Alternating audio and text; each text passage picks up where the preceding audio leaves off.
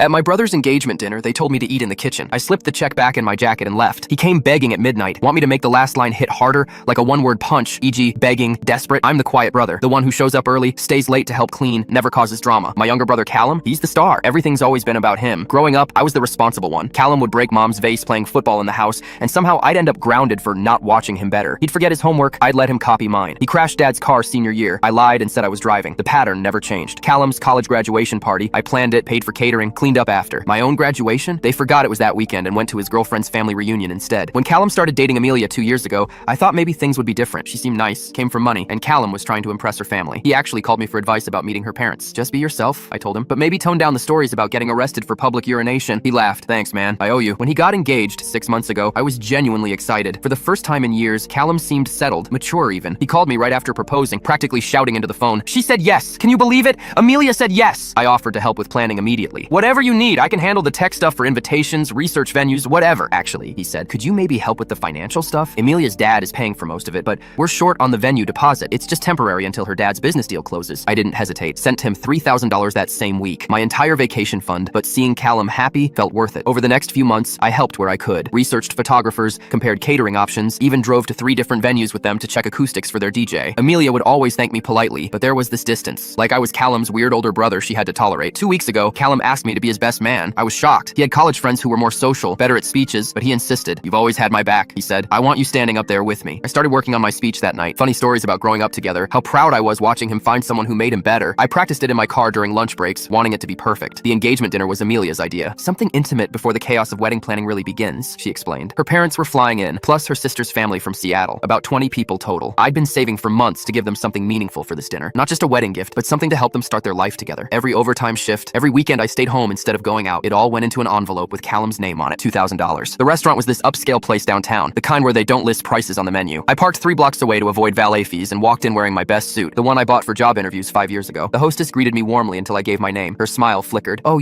let me check with Amelia." That's when Amelia's mom intercepted me at the door. "Oh, Aaron, we're so glad you made it. There's been a tiny mix-up with seating. Amelia's extended family flew in last minute from Seattle." She gestured toward the kitchen entrance. "The staff said you could eat back there with them. You'll still be part of everything." The kitchen, where the busboys eat their shift meals. I stood there processing this. Callum appeared, looking uncomfortable but not surprised. "Hey man, it's just logistics. Amelia's family is really important for her dad's business connections, and I'm not important enough for a chair? Don't make this difficult," he whispered. "It's one night." I reached into my jacket, felt the envelope with his name on it, pulled it out slowly, then slipped it right back in. "You're right," I said calmly. "It is just one night. Enjoy your dinner." I walked straight to my car and drove home. At midnight, my doorbell started ringing non-stop. Callum was outside, still in his button-down, looking panicked. "Aaron, open up! Amelia's furious. Her dad was asking about the missing check all night. They're calling off the engagement." Through the door, I called back. "Sounds like a logistics problem.